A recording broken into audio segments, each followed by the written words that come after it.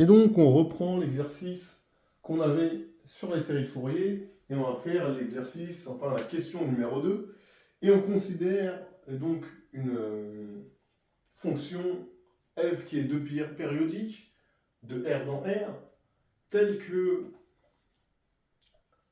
f de x égale x carré sur 0 de pi.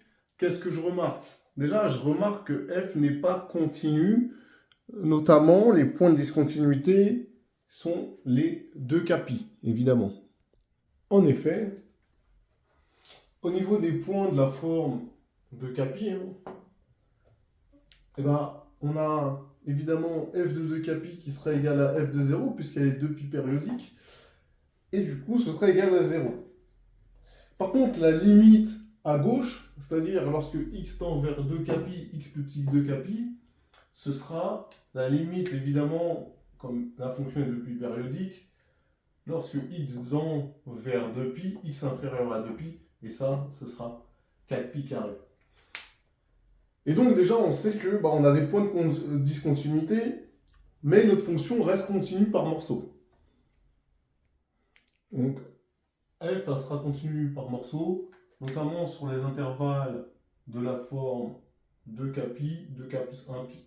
Et ça, c'est intéressant parce que, du coup, je vais pouvoir avoir, évidemment, ma décomposition en série de Fourier.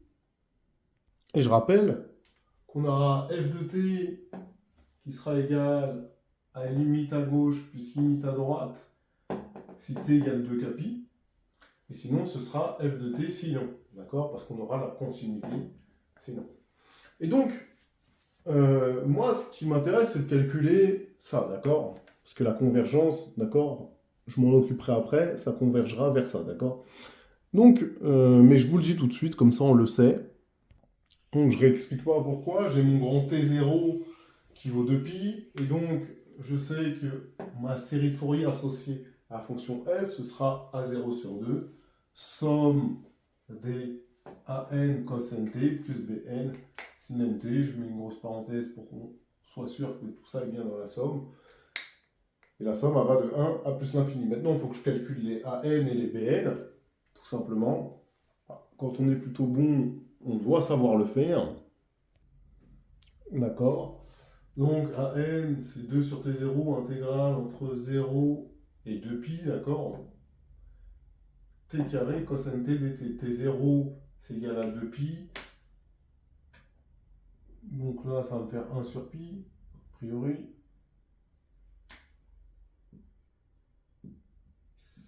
Et du coup, moi, la première chose que je calcule, ce sera... Enfin, je vais le calculer après à 0, ou peut-être que je...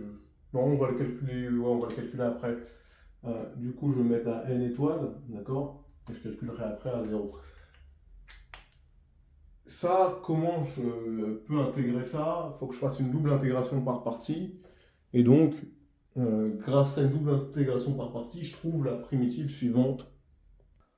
Et donc là, grâce à cette double intégration par partie, évidemment le 1 sur pi ne bouge pas, et je trouve une primitive qui est 2t cos nt sur n carré. Et là, donc n carré t carré moins 2, entre parenthèses, sinus nt sur n au cube. D'accord? Je prends valeur en 2pi moins valeur en 0. Donc la valeur en 2pi, évidemment, ce terme-là, parce que sinus 2npi ça fait 0, ce terme-là il disparaît. Et cos 2npi ça fait 1, donc ça me fait 2 fois 2pi, donc ça me fait 4pi sur n carré, d'accord? Donc le terme, la valeur en 2pi, et la valeur en 0, ça fait 0, puisque sinus 0 vaut 0, et là, comme t vaut 0, ça fait 0. Et donc finalement, ça me fait simplement 4pi sur n carré. Et vous comprenez bien pourquoi j'ai distingué quand c'est différent de 0. Parce que sinon, je ne peux pas diviser par 0, bien évidemment. Donc déjà, voilà, j'ai AN qui vaut, du coup, le pi, il s'en va avec le pi qui était devant, évidemment. Ça fait 4 sur n carré. Évidemment, si n appartient à n étoiles. Donc ici, évidemment, je peux remplacer AN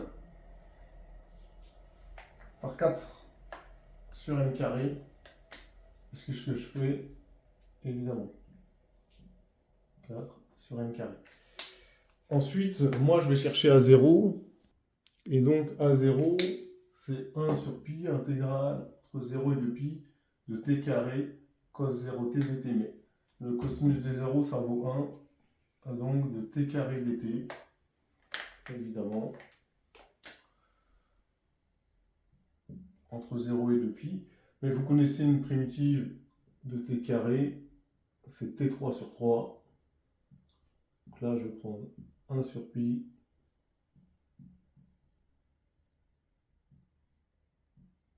t3 sur 3 entre 0 et 2pi. Et donc, je vais faire valeur en 2pi moins valeur en 0. Évidemment, j'ai toujours le 1 sur pi devant. Valeur en 2pi, bah, ça me fait 8pi au cube sur 3. Valeur en 0, ça fait 0. Hein. Je remplace par 0. Évidemment, ça fait 0. Donc, ça me donne 8pi carré sur 3. Et donc, ici, qu'est-ce que je vais faire? Bah, évidemment, je vais remplacer A0 par 8pi carré sur 3. Évidemment, donc ici, si je remplace par 8pi carré sur 3, donc ici, j'aurai 8 pi carré. Ici, je vais mettre le x3. Et évidemment, il y a une simplification ici. Et donc, ici, je vais avoir du 4. Le 2 disparaît. Donc, j'aurai 4 pi carré sur 3. Maintenant, il faut que je trouve les coefficients Bn.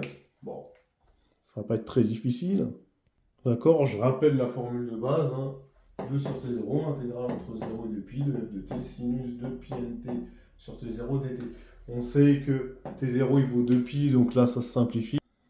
Et que f de t, évidemment, quand on travaille sur 0 de pi, c'est t carré. Là, de la même manière que tout à l'heure, on va faire une intégration par partie, mais d'abord je simplifie ça. Ça me fait 1 sur pi. Et là, comme j'ai du t carré, je suis obligé de faire une double intégration par partie. Et ça me donne comme primitive la fonction que voici. Évidemment, le 1 sur pi reste, mais du coup, la primitive, ce sera 2t sinus nt sur n carré, moins n carré t carré cos nt sur n au cube. Évidemment, donc, quand je poursuis, j'ai toujours le 1 sur pi. Je vais commencer par la valeur. Pourquoi je mets des crochets? Là, il faut que je mette des parenthèses, ça ne va pas.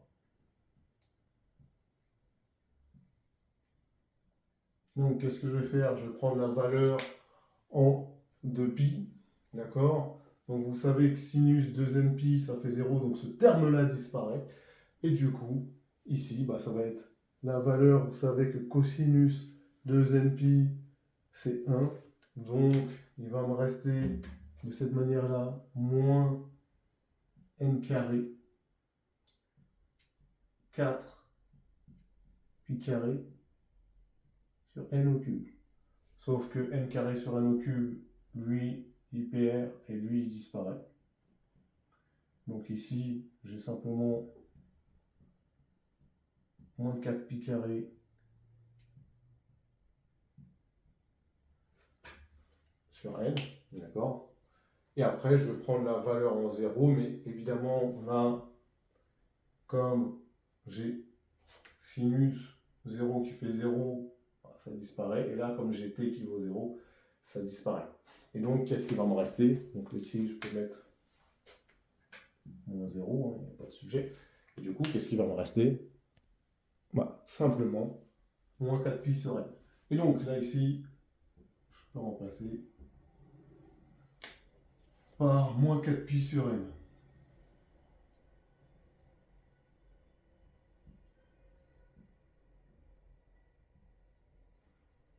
Ok, d'accord, je pourrais sortir le 4 de la somme, bon, ça ne m'intéresse pas plus que ça. Et donc, on me demande maintenant la convergence. Donc, rappelez-vous qu'on avait dit que f est continu par morceau, et les points de discontinuité sont les points de la forme de Capi. on sait que pour tout k appartenant à z, évidemment k appartenant à z, hein, il faut toujours le préciser, et pour tout k appartenant à z, la limite de f de t lorsque t tend vers 2kπ, t plus petit que 2kπ, bah évidemment c'est 4π carré. Et la limite lorsque t tend vers 2kπ, t plus grand que 2kπ, c'est 0. D'accord?